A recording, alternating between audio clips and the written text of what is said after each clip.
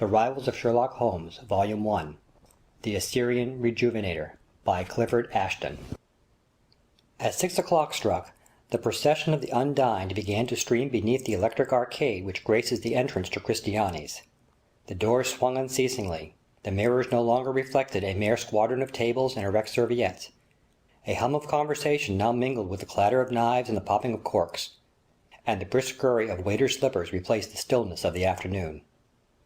Although the restaurant had been crowded some time before he arrived, Mr. Romney Pringle had secured his favourite seat opposite the feminine print after Gainsborough, and in the intervals of feeding listened to a selection from Mascagni through a convenient electrophone, price 6d in the slot. It was a warm night for the time of year, a muggy spell having succeeded a week of biting north-east wind, and as the evening wore on the atmosphere grew somewhat oppressive, more particularly to those who had dined well. Its effects were not very visible on Pringle, whose complexion, a small port wine mark on his right cheek its only blemish, was of that fairness which imparts to its fortunate possessor the air of youth until long past 40, especially in a man who shaves clean, and habitually goes to bed before 2 in the morning. As the smoke from Pringle's Havana wreathed upwards to an extractor, his eye fell, not for the first time, upon a diner at the next table. He was elderly, probably on the wrong side of 60, but with his erect features might easily have claimed a few years' grace, while the retired soldier spoke in his scrupulous neatness, and in the trim of his carefully tended moustache. He had finished his dinner some little time, but remained seated, studying a letter with an intentness more due to its subject than to its length, which Pringle could see was by no means excessive. At last, with a gesture almost equally compounded of weariness and disgust, he rose and was helped into his overcoat by a waiter, who held the door for him in the obsequious manner of his kind. The languid attention which Pringle at first bestowed on his neighbour had by this time given place to a deeper interest, and as the swing doors closed behind the old gentleman, he scarcely repressed a start when he saw lying beneath the vacant table the identical letter which had received such careful study. His first impulse was to run after the old gentleman and restore the paper, but by this time he had disappeared, and the waiter being also invisible, Pringle sat down and read. The Assyrian Rejuvenator Company, 82 Barbican, East Central, April 5th. Dear Sir, we regret to hear of the failure of the Rejuvenator in your hands. This is possibly due to your not having followed the directions for its use sufficiently closely, but I must point out that we do not guarantee its infallible success. As it is an expensive preparation, we do not admit the justice of your contention that our charges are exorbitant. In any case, we cannot entertain your request to return the whole or any part of the fees. Should you act upon your threat to take proceedings for the recovery of the same, we must hold your good self responsible for any publicity which may follow your trial of the preparation. Yours faithfully, Henry Jacobs, Secretary. Lieutenant Colonel Sandstrom, 272 Piccadilly, West. To Pringle, this businesslike communication hardly seemed to deserve so much consideration as Colonel Sandstrom had given it, but having read and pondered over it afresh, he walked back to his chambers in Furnival's Inn. He lived at number 33, on the left as you enter from Holborn, and anyone who, scaling the stone stairs, reached the second floor, might observe on the entrance to the front set of chambers the legend Mr. Romney Pringle, literary agent. According to high authority, the reason of being of the literary agent is to act as a buffer between the ravening publisher and his prey. But although a very fine oak bureau with capacious pigeonholes stood conspicuously in Pringle's sitting room, it was tenanted by no rolls of manuscript or typewritten sheets. Instead, little or no business appeared to be transacted in the chambers. The buffer was at present idle, if it could be said to have ever had worked. It was resting, to use a theatrical expression. Mr. Pringle was an early riser, and as 9 o'clock chimed the next morning from the brass lantern clock which ticked sedately on a mantel unencumbered by the usual litter of a bachelor's quarters, he had already spent some time in consideration of last night's incident, and a further study of the letter had only served thoroughly to arouse his curiosity, and decided him to investigate the affair of the mysterious Rejuvenator. Unlocking a cupboard in the bottom of the bureau, he disclosed a regiment of bottles and jars. Sprinkling a few drops from one onto a hare's foot, he succeeded, with a little friction, in entirely removing the port wine mark from his cheek. Then from another vial he saturated a sponge and rubbed it into his eyebrows, which turned in the process from their original yellow to a jetty black. From a box of several, he selected a waxed moustache, that most facile item of disguise, and having attached it with a few drops of spirit gum, covered his scalp with a black wig, which, as is commonly the case, remained an aggressive fraud in spite of the most assiduous adjustment. Satisfied with the completeness of his disguise, he sallied out in search of the offices of the Assyrian Rejuvenator, affecting a military bearing which his slim but tall and straight-backed figure readily enabled him to assume. "My name is Parkins, Major Parkins," said Pringle, as he opened the door of a mean-looking room on the second floor of number 82, Barbican. He addressed an oleaginous-looking gentleman, whose curly locks and beard suggested the winged bulls of Nineveh, and who appeared to be the sole representative of the concern. The latter bowed politely, and handed him a chair. "I have been asked," Pringle continued, "by a friend, who saw your advertisement, to call upon you for some further information. Now, the subject of rejuvenation being a delicate one, especially where ladies are concerned, the business of the company was mainly transacted through the post. So seldom, indeed, did a client desire a personal interview, that the Assyrian-looking gentleman jumped to the conclusion that his visitor was interested in quite another matter. "Ah, yes, you refer to Pelosia," he said briskly. "Allow me to read you an extract from the prospectus." And before Pringle could reply, he proceeded to read from a small leaflet with unctuous elocution. "Pelosia. The sovereign remedy of mud has long been used with the greatest success in the celebrated baths of Schwabach and Franzensbad. The proprietors of Pelosia having noted the beneficial effect which many of the lower animals derive from the consumption of earth with their food, have been led to investigate the eternal uses of mud.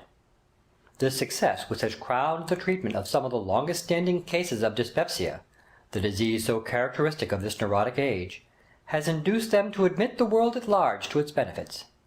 To thoroughly safeguard the public, the proprietors have secured the sole right to the alluvial deposits of a stream remote from human habitation, and consequently above any suspicion of contamination. Careful analysis has shown that the deposit in this particular locality, consisting of finely divided mineral particles, practically free from organic admixture, is calculated to give the most gratifying results. The proprietors are prepared to quote special terms for public institutions." "Many thanks," said Pringle, as the other momentarily paused for breath, "but I think you are under a slight misapprehension.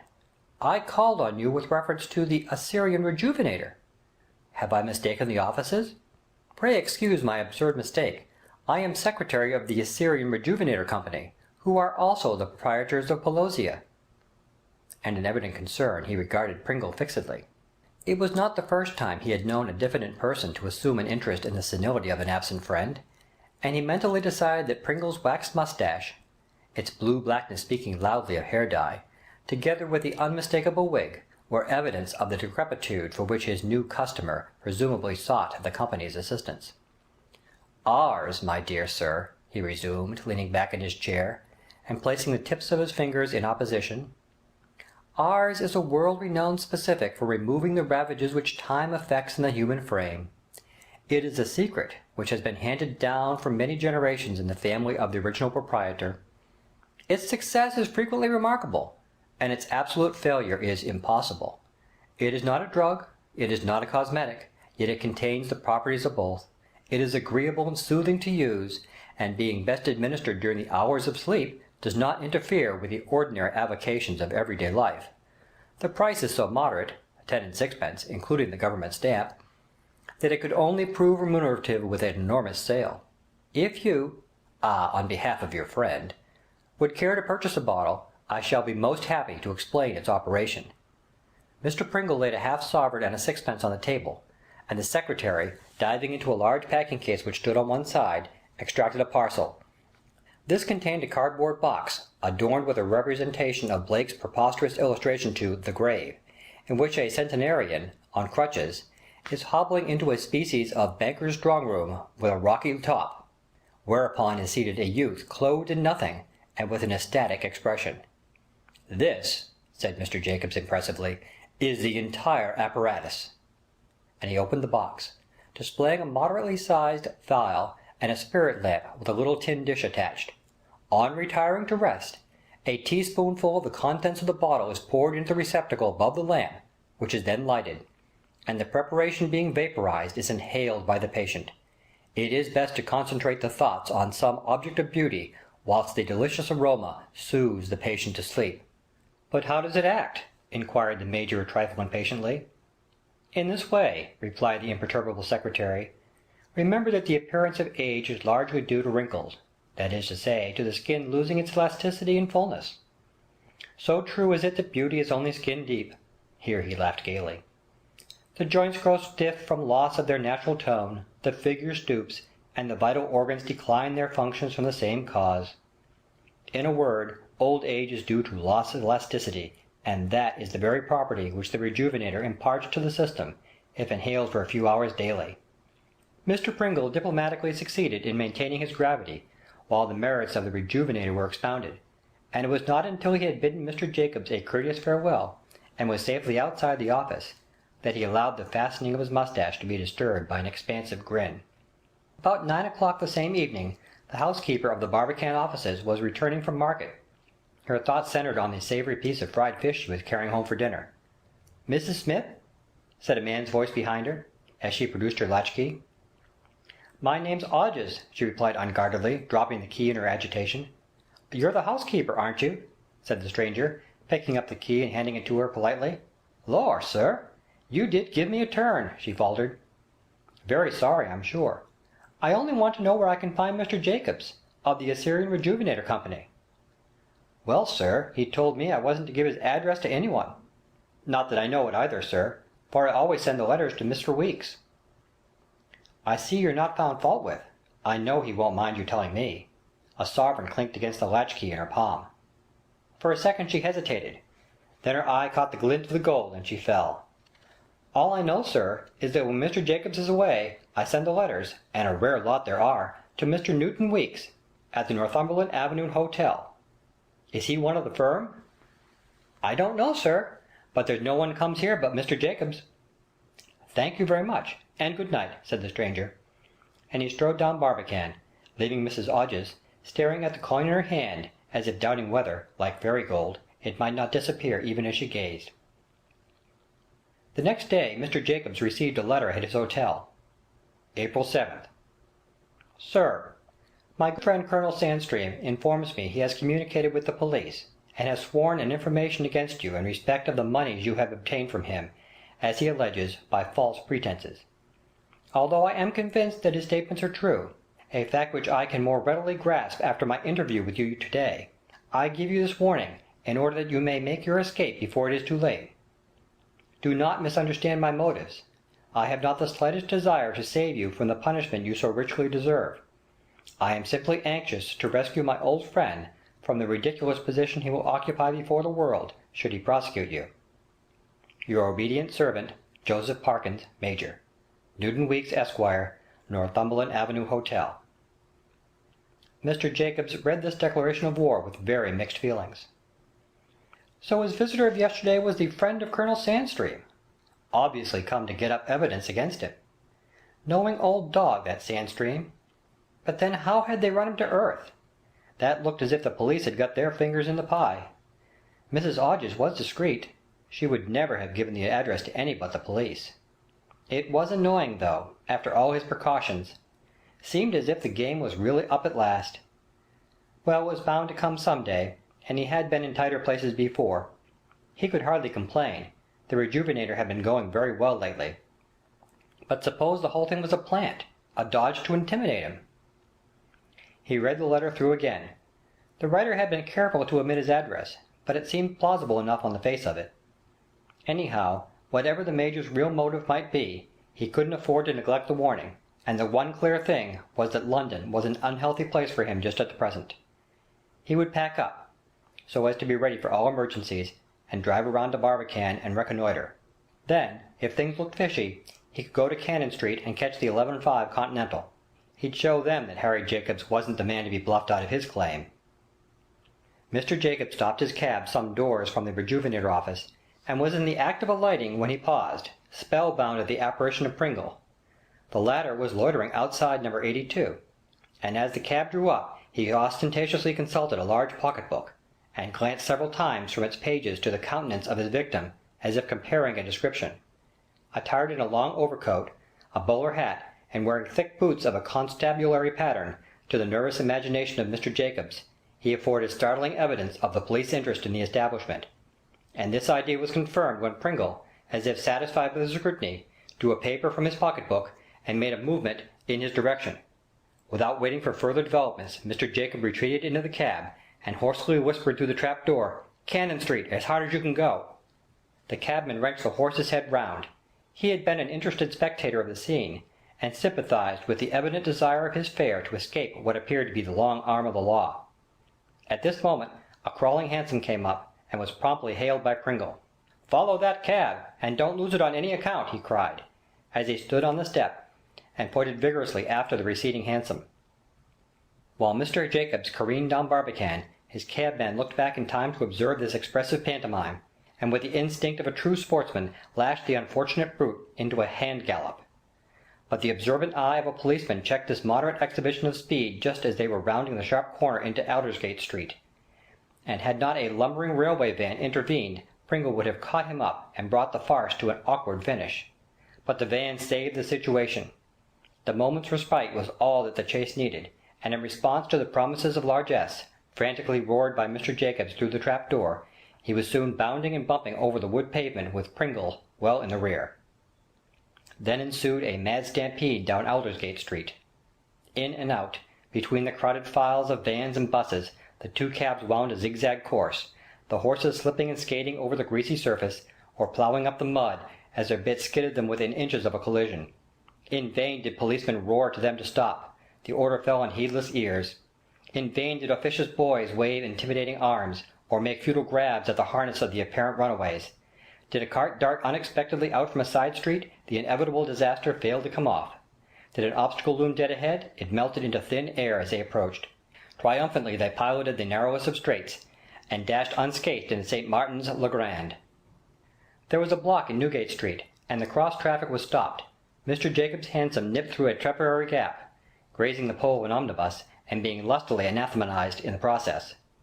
But Pringle's cabman, attempting to follow, was imperiously waved back by a policeman. "No go, I'm afraid, sir," was the man's comment, as they crossed into St. Paul's Churchyard after a 3 minutes' wait. "I can't see him nowhere." "Never mind," said Pringle cheerfully. "Go to Charing Cross Telegraph Office." There he sent the following message: "To Mrs. Hodges, 82, Barbican. Called away to country. Mr. Weeks will take charge of office. Jacobs." About 2 the same afternoon, Pringle, wearing the wig and moustache of Major Parkins, rang the housekeeper's bell at 82. "I'm Mr. Weeks," he stated, as Mrs. Hodges emerged from the bowels of the earth. "Mr. Jacobs has had to leave town, and has asked me to take charge of the office." "Oh, yes, sir. I've had a telegram from Mr. Jacobs to say so. You know the way up, I suppose." "I think so. But Mr. Jacobs forgot to send me the office key." "I'd better lend you mine then, sir, till you can hear from Mr. Jacobs." She fumbled in her voluminous pocket. "I hope nothing's the matter with him." "Oh dear no. He found he needed a short holiday, that's all," Pringle reassured her, and taking the key from the confiding woman, he climbed to the second floor. Sitting down at the secretarial desk, he sent a quick glance round the office. A poor creature, that Jacobs, he reflected, for all his rascality, or he wouldn't have been scared so easily, and he drew a piece of wax from his pocket and took a careful impression of the key. He had not been in possession of the Rejuvenator offices for very long before he discovered that Mr. Jacobs' desire to break out in a fresh place had proved abortive. It will be remembered that on the occasion of his interview with that gentleman, Mr. Jacobs assumed that Pringle's visit had reference to Pelosia, whose virtues he extolled in a leaflet composed in his own very pronounced style. A large package in the office Pringle found to contain many thousands of these effusions, which had apparently been laid aside for some considerable time.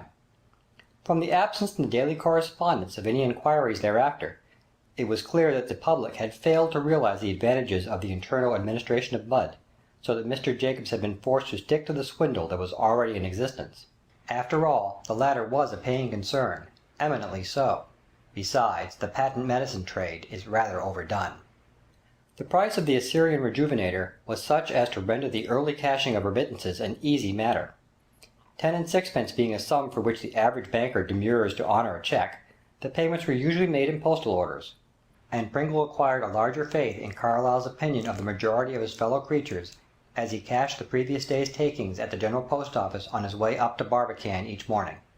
The business was indeed a flourishing one, and his satisfaction was only alloyed by the probability of some legal interference, at the assistance of Colonel Sandstream, with the further operations of the company. But for the present fortune smiled, and Pringle continued energetically to dispatch parcels of the Rejuvenator in response to the daily shower of postal orders. In this indeed he had little trouble, for he had found many gross of parcels duly packed and ready for posting. One day, while engaged in the process, which had grown quite a mechanical one by that time, he listened absently to a slow but determined step which ascended the stairs and paused on the landing outside. Above, on the third floor, was an importer of cigars made in Germany, and the visitor evidently delayed the further climb until he had regained his wind. Presently, after a preliminary pant or two, he got under way again, but proceeded only as far as the Rejuvenator door, to which he gave a peremptory thump, and, opening it, walked in without further ceremony. There was no need for him to announce himself. Pringle recognized him at first glance, although he had never seen him since the eventful evening at Christiana's restaurant. "I'm Colonel Sandstream," he growled, looking round him savagely. "Delighted to see you, sir," said Pringle with assurance. "Pray be seated," he added politely. "Whom am I speaking to?" "My name is Newton Weeks. I don't want to see you," interrupted the Colonel testily. "I want to see the secretary of this concern. I've no time to waste, either." "I regret to say that Mr. Jacobs—" "Ah, yes, that's the name. Where is he?" again interrupted the old gentleman. "Mr. Jacobs is at present out of town." "Well, I'm not going to run after him. When will he be here again?" "It is quite impossible for me to tell. But I was just now going to say that as the managing director of the company I am also acting as secretary during Mr. Jacobs' absence." "What do you say your name is?" demanded the other, still ignoring the chair which Pringle had offered him. "Newton Weeks." "Newton Weeks," repeated the Colonel, making a note of the name on the back of an envelope. "Managing director," added Pringle suavely. "Well, Mr. Weeks, if you represent the company—" This with a contemptuous glance from the middle of the room at his surroundings. "I've called with reference to a letter you've had the impertinence to send me." "What was the date of it?" inquired Pringle innocently. "I don't remember," snapped the Colonel. "May I ask what was the subject of the correspondence?" "Why, this confounded Rejuvenator of yours, of course." "You see we have had a very large amount of correspondence concerning the Rejuvenator, and I'm afraid, unless you have the letter with you, I've lost it or mislaid it somewhere. That is unfortunate. Unless you can remember the contents, I fear it will be quite impossible for me to do so." "I remember them well enough. I'm not likely to forget them in a hurry.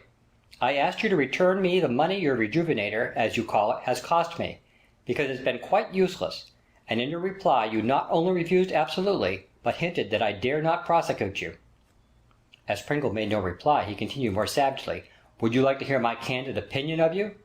"We are always pleased to hear the opinion of our clients." Pringle's calmness only appeared to exasperate the Colonel the more. "Well, sir, you shall have it. I consider that letter the most impudent attempt at blackmail that I have ever heard of." He ground out the words from between his clenched teeth in a voice of concentrated passion. "Blackmail!" echoed Pringle, allowing an expression of horror to occupy his countenance. "Yes, sir, blackmail," asseverated the Colonel, nodding his head vigorously.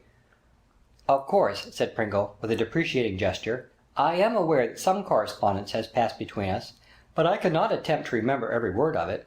At the same time, although you are pleased to put such an unfortunate construction upon it, I am sure there is some misunderstanding in the matter. I must positively decline to admit that there has been any attempt on the part of the company of such a nature as you allege." "Oh, so you don't admit it, don't you? Perhaps you won't admit taking pounds and pounds of my money for your absurd concoction, which hasn't done me the least bit of good in the world, nor ever will. And perhaps you won't admit refusing to return me my money, eh? Perhaps you won't admit daring me to take proceedings because it would show up what an ass I've been? Don't talk to me, sir. Ha!" "I'm really very sorry that this unpleasantness has arisen," began Pringle, "but, pleasant or unpleasant, sir, I'm going to stop your little game. I mislaid your letter or I'd have called upon you before this. As you're the managing director, I'm better pleased to see you than your precious secretary. Anyhow, I've come to tell you that you're a set of swindlers. Of swindlers, sir." "I can make every allowance for your feelings," said Pringle, drawing himself up with an air of pained dignity, "but I regret to see a holder of His Majesty's commission so deficient in self-control." "Like your impertinence, sir," vociferated the veteran. I'll let the money go, and I'll prosecute the pair of you, no matter what it costs me. Yes, you and your rascally secretary too. I'll go and swear an information against you this very day." He bounced out of the room, and explosively snorted downstairs. Pringle followed in the rear, and reached the outer door in time to hear him exclaim, "Mansion House Police Court," to the driver of a motor cab, in which he appropriately clanked and rumbled out of sight. Returning upstairs, Pringle busied himself in making a bonfire of the last few days' correspondence. Then, collecting the last batch of postal orders, he proceeded to cash them at the General Post Office, and walked back to Furnival's Inn. After all, the farce couldn't have lasted much longer. Arrived at Furnival's Inn, Pringle rapidly divested himself of the wig and moustache, and assuming his official port wine mark, became once more the unemployed literary agent. It was now 1:30, and after lunching lightly at a near restaurant, he lighted a cigar and strolled leisurely eastward. By the time he reached Barbican, 3 o'clock was reverberating from St. Paul's. He entered the private bar of a tavern nearly opposite, and sat down by a window which commanded a view of number 82. As time passed, and the quarters continued to strike in rapid succession, Pringle felt constrained to order further refreshment, and he was lighting a third cigar before his patience was rewarded. Happening to glance up at the second-floor window, he caught a glimpse of a strange man engaged in taking a momentary survey of the street below. The march of events had been rapid. He had evidently resigned the secretaryship not a moment too soon. Not long after the strange face had disappeared from the window, a four-wheeled cab stopped outside the tavern, and an individual wearing a pair of large blue spectacles and carrying a Gladstone bag got out and carefully scrutinized the office of the Rejuvenator. Mr. Jacobs, for it was he, did not intend to be caught napping this time. At length, being satisfied with the normal appearance of the premises, he crossed the road, and to Pringle's intense amusement disappeared into the house opposite. The spectator had not long to wait for the next act of the drama. About 10 minutes after Mr. Jacobs' disappearance, the man who had looked out of the window emerged from the house and beckoned to the waiting cab. As it drew up at the door, a second individual came down the steps, fast holding Mr. Jacobs by the arm. The latter, in a very crestfallen guise, re-entered the vehicle, being closely followed by his captor, and the first man having taken his seat with them, the party adjourned to a destination as to which Pringle had no difficulty in hazarding a guess. Satisfying the barmaid, he sallied into the street. The Rejuvenator offices seemed once more to be deserted, and the postman entered in the course of his afternoon round. Pringle walked a few yards up the street, and then, crossing as the postman reappeared, turned back and entered the house boldly. Softly mounting the stairs, he knocked at the door. There was no response. He knocked again more loudly, and finally turned the handle. As he expected, it was locked securely, and satisfied that the coast was clear, he inserted his own replica of the key and entered. The books tumbled on the floor in confused heaps, the wide open and empty drawers, and the overturned packing cases, showed how thoroughly the place had been ransacked in the search for compromising evidence. But Pringle took no further interest in these things. The letter-box was the sole object of his attention. He tore open the batch of newly delivered letters, and cramming the postal orders into his pockets, then secreting the correspondence behind a rifled package case, he silently locked the door. As he strolled down the street, on a last visit to the General Post Office, the two detectives passed him on their way back in quest of the managing director. End of The Assyrian Rejuvenator by Clifford Ashton,